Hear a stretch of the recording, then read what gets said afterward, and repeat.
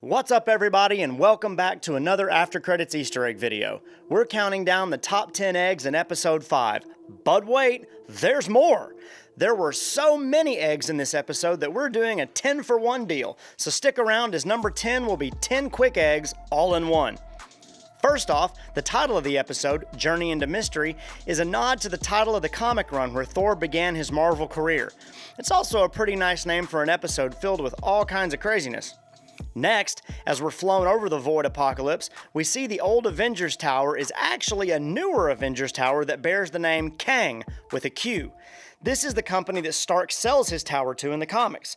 It's an organization run by a Mr. Griffin, who turns out to be Kang the Conqueror in disguise. As Loki is awakened, we're introduced to Alioth. In the comics, Alioth is a trans-temporal entity existing across divergent timelines as an enormous cloud, destroying all it touches. He's connected to Kang the Conqueror and even Ravonna in the comics. However, in the comics, Alioth is his own entity and it's somewhat odds with Kang. It appears in our story that they just might be aligned.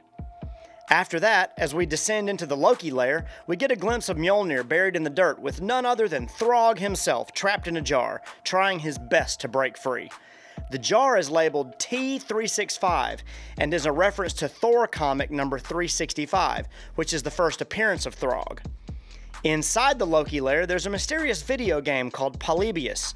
Not only is Polybius the historical name of a Greek figure known for his creation of several puzzles and ciphers still used today, but Polybius is the name of a video game that conspiracy theorists suggest was used by the CIA to test the effects of suggestion and mind control on the unsuspecting public. You're getting very sleepy. Now send me all your money. Next, President Loki makes an appearance in this episode, and this version of Loki is a nod to the 2016 comic run Vote Loki, where Loki attempts to run for President of the United States of America. His platform? I have the guts to lie directly to the American people. In the end, though, Loki loses the campaign. Aww. As the plot ramps up and our characters go searching for Alioth, we see a suspicious battleship drop into the void after pruning. The ship, the USS Eldridge, is part of a conspiracy theory suggesting that the United States was testing cloaking capabilities on their ships.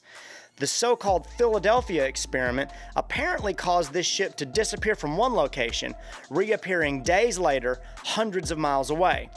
While no records confirm this, and it's been sufficiently denied and debunked by many, the fact that the ship is pruned and disappears into the void of our story might suggest that things will reappear in episode 6. Who knows? I mean, nothing makes sense anymore.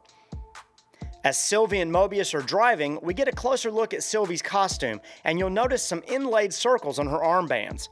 While it's been reported already that Sylvie is an amalgamation of Lady Loki and Enchantress from the comics, this is our first nod to either character, as those circles mimic the same style of design on one of the costumes Enchantress dons in the comics. Lastly, Loki and Sylvie contemplate their fate, and the camera pans past the license plate of the pizza wagon to reveal the tag numbers, GRNWLD. This is a sort of shorthand for Gruenwald, as in Mark Gruenwald, a well-known writer for the Marvel Corporation who passed away in 1996. While his stories and writings are well-known and respected, it's believed that the likeness for the character of Mobius was taken directly from Mark's look, right down to his fantastic mustache.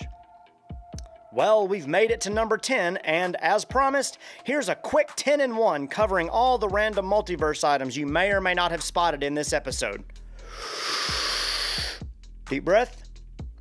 The Dark Aster, a Thanos copter, that hydroplane thing from Red Skull's ship in the first Avenger, Sanctum Sanctorum, a Sphinx with a nose, a big yellow jacket helmet, the Living Tribunal's head, a downed helicarrier, a box of rocks wine, and last but certainly not least, Stan the Man Lee.